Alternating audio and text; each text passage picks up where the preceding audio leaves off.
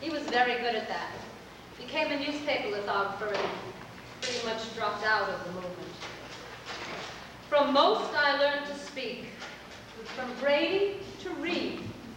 From Sasha to work and suffer. And from Ben to enjoy myself and suffer. So how did all this prepare me for living my life? You put everything, my work too, into living your life. And sometimes did you think what that left or didn't leave others? That's not true, Sasha. And it's not fair either. Your books were magnificent. Prison Memoirs of an Anarchist, The Bolshevik Myth, and all the others. And who reads my books today? Well, what could I do? You were in prison. My heart was there with you.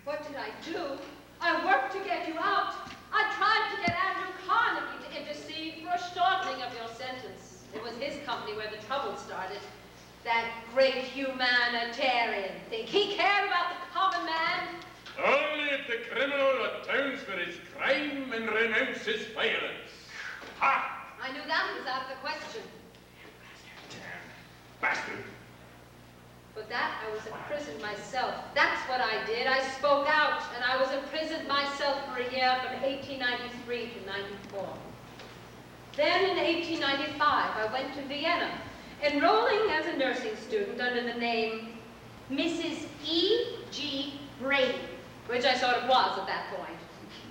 One of my teachers was a fellow named Sigmund Freud. I always called the beautiful slip I bought in Vienna my Freudian... take that line. I understand Dr. Freud, like George Bernard Shaw, now regards Mussolini as a hero of culture. Italy's such a beautiful country, minus Mussolini. Then, under the name E.G. Smith, I managed a troupe of Russian actors who were stranded in New York after the 1905 revolution. They were so grateful they gave a benefit, which we started my magazine, Mother Earth. And when you came out of prison, Sasha, I made you the editor. Well, you and Mr. Reitman were off on your speaking tours. Dr. Reitman! Oh, cut it out, you two boys don't fight. What else have I done professionally? I run an ice cream parlor, a massage parlor. And you might mention street walking. Don't laugh. Prostitutes were the only ones who would take me in after McKinley's assassination. And now, if ever I do get back to America, I have an offer of $2,000 a week to go on the Vaudeville stage. What do you think of that, Roger? That's just what America finds its heroes today. On the vaudeville stage and in the movies. Dear E.G., I certainly urge you most strongly not to consider the vaudeville offer. I know the kind of bally-hoo that promoters would surround you with. Okay, folks, it's the Emma Goldman Radical Road Show. See America's most famous deportee. Remember Isadora Duncan's barefoot act, the one with the scarf? Now catch Emma G. and her anarchist act. Margaret Leach will recite her prize-winning poem, Go To It, Maggie. Applause for the little girl, please. She's very sensitive.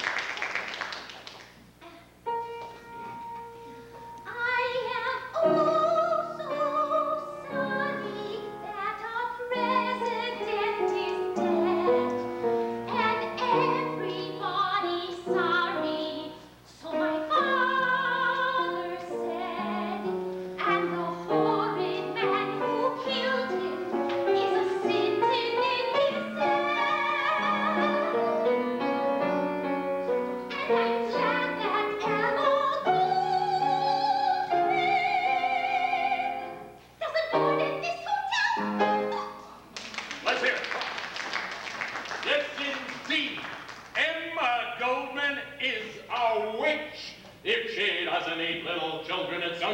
because she kills them off before they're born. She lectures on subversive authors like Ibsen and his doll's house. Men, do you want your wives to leave you?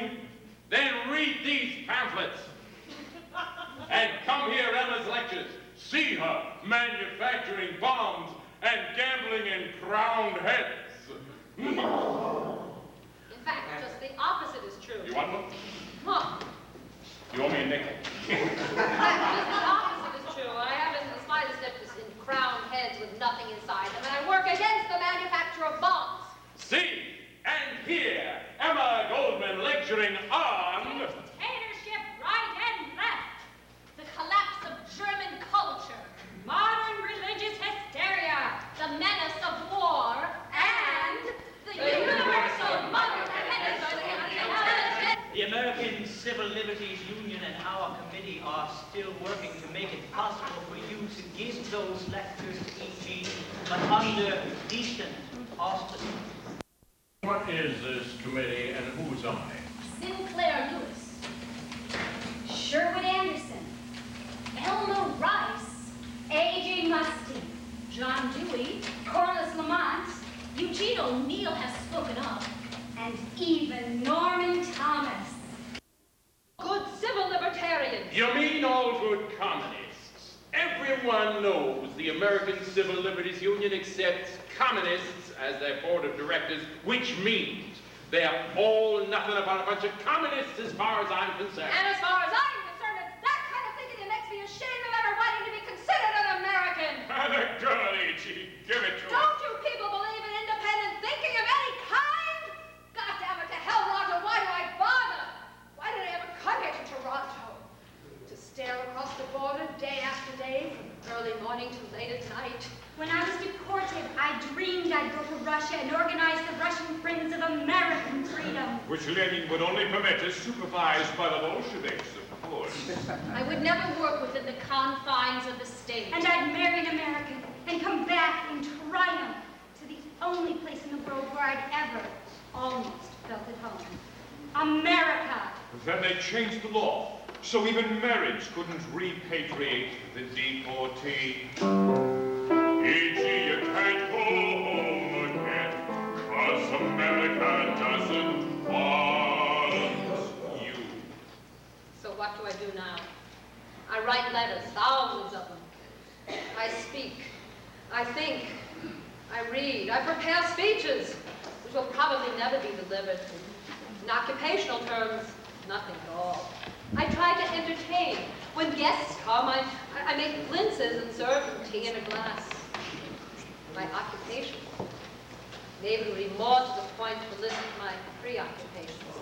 I wonder where the money for next month's rent will come from. I wonder which of my friends are doing, how my friends are doing in their separate exposures, and which of them, like me, might be on the brink of suicide.